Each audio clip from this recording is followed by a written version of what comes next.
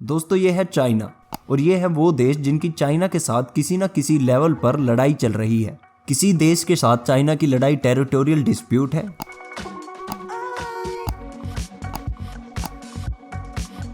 तो किसी देश के साथ चाइना की इकोनॉमिक सुपर पावर बनने की दौड़।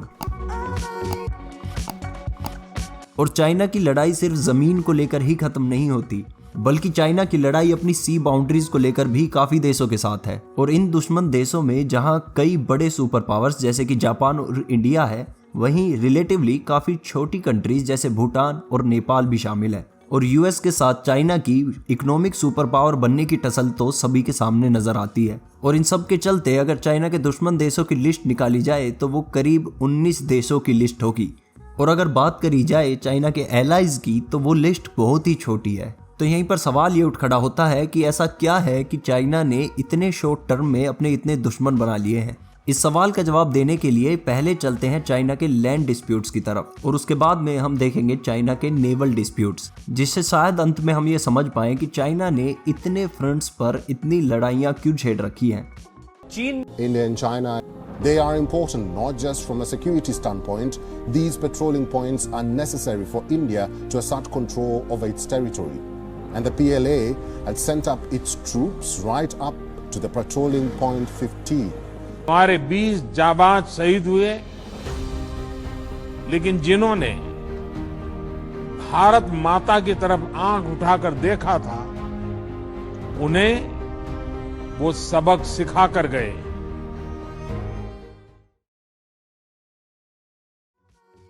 दोस्तों चाइना की नज़र में अगर सबसे बड़ा खतरा कोई देश है तो उसकी नज़र में वो इंडिया ही है। और जैसे जैसे इंडिया की इकोनॉमिकली और वर्ल्ड जियोपॉलिटिक्स में ग्रोथ होगी, वैसे ही चाइना के साथ डिस्प्यूट भी ग्रो होगा। और इस लड़ाई की सबसे बड़ी वजह चाइना और इंडिया के बीच के बॉर्डर डिस्प्यूट्स, जो कि अक्साई चीन और हिमालय रीजन में है, जहां चाइना फोल्सली ये क्लेम करता है कि अक्साई चीन का पूरा हिस्सा चाइना का है, वहीं सच्चाई इससे कोसों दूर है।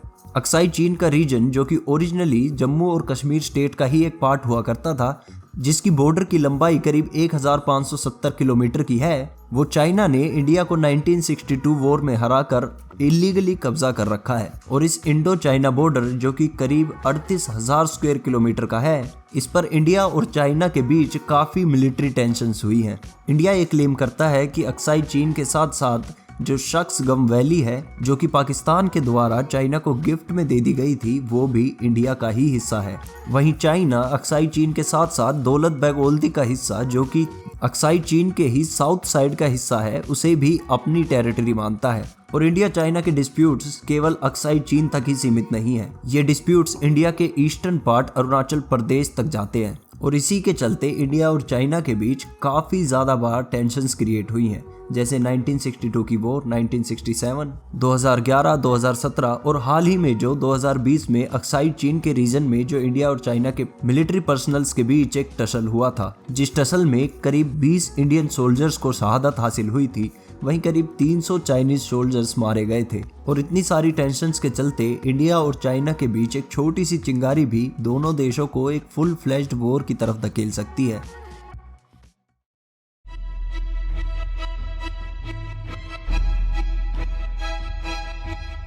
June marked another dip in the India-China relationship, with the two countries facing off each other at the border tri-junction with Bhutan.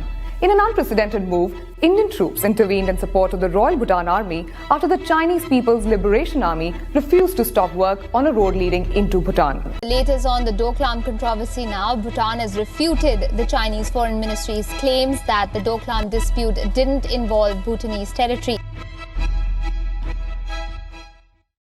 China के टेरिटोरियल डिस्प्यूट सिर्फ इंडिया के साथ ही नहीं है, बल्कि भूटान भी इसका हिस्सा है। भूटान चाइना से अपना 500 किलोमीटर का बॉर्डर शेयर करता है। भूटान के बॉर्डर का वेस्टर्न सेक्शन जो चाइना की तरफ है, उसका एग्रीमेंट और सेटलमेंट दरअसल ब्रिटिश गवर्नमेंट और चाइनीज गवर्नमेंट के बीच 19वीं सेंचुरी में हुआ था, जिसको चाइनीज गवर्नमेंट अब मानने से पूरी तरह से इनकार करती है। और इसी के चलते भूटान की गवर्नमेंट और चाइनीज गवर्नमेंट के बीच चीजों ने काफी बार गर्माहट पकड़ी है। और इन्हीं के चलते चलते 2017 में डोकलाम रीजन में चाइनीज और इंडियन फोर्सेस के बीच काफी टसल हुई थी और इस टसल की वजह यह थी कि चाइना सिंक्लेयर से डोकलाम के सदर्न पार्ट की तरफ एक पूरा रोड बनाना चाहता था और अगर चाइना ये रोड बना लेता तो इंडिया और भूटान दोनों के ही सिक्योरिटी कंसर्न्स की वजह से ये काफी डिजास्टर साबित होता।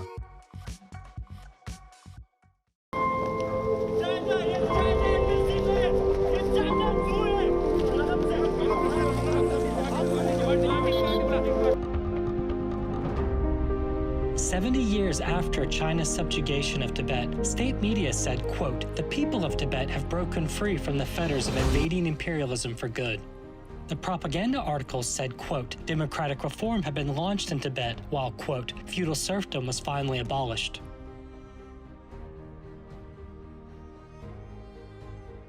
पिछले 50 सालों में चाइना ने तिब्बत के ऊपर और तिब्बत के लोगों के ऊपर कितना जुल्म किया है, ये बात किसी से छुपी हुई नहीं है। चाइना तिब्बतियन लोगों का कल्चर, लैंग्वेज, आइडेंटिटी सब कुछ मिटा देना चाहता है और तिब्बतियन लोगों को वो एक क्रिमिनल्स की तरह ट्रीट करता है जिन्हें मार देना वो सही समझता है। जहां हमने चाइना के भूटान और इंडिया के साथ बॉर्डर डिस्प्यूट्स देखे, यहाँ तो चाइना ने पूरे के पूरे तिब्बत पर ही कब्जा कर रखा है।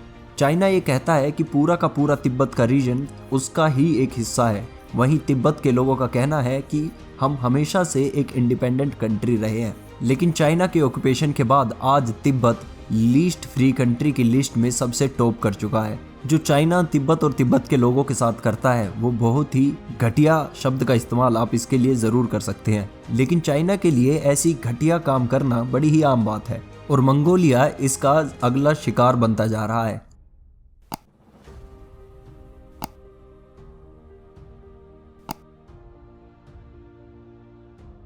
चाइना और मंगोलिया के बीच इनर मंगोलिया को लेकर लैंड डिस्प्यूट्स हैं, जहां चाइना पूरे के पूरे इनर मंगोलिया को अपना क्लेम करता है और इसी के चलते 2015 में इन दोनों देशों के बीच एक काफ़ी बड़ा डिस्प्यूट हुआ था। हालांकि इंटरनेशनल मीडिया ने इसको ज़्यादा कवर करने की जहमत नहीं की और लैंड डिस्प्यूट्स के अंदर जो आखिरी देश की बात हम करेंगे वो है म्यांमार, जिसके साथ चाइना 2185 किलोमीटर लंबा एक बॉर्डर शेयर करता है। यह बॉर्डर 1960 के एक एग्रीमेंट के तहत तय हुआ था, लेकिन अब 2020 के बाद से चाइना म्यांमार के बॉर्डर पर कुछ टेररिस्ट ग्रुप्स को खड़ा कर म्यांमार को अनस्टेबल करने की पूरी कोशिश कर रहा है। दोस्तों, ये तो थे कुछ लैंड डिस्प्यूट्स जो कि चाइना अपने नेबर्स के साथ शेयर करता है, लेकिन चाइना के डिस्प्यूट्स यहीं पर ख़त्म नहीं होते। चाइना के नेवल और सी लेवल पर भी काफ़ी डिस्प्यूट्स हैं जो आपको यहाँ पार्ट 2 में देखने को मिलेगा।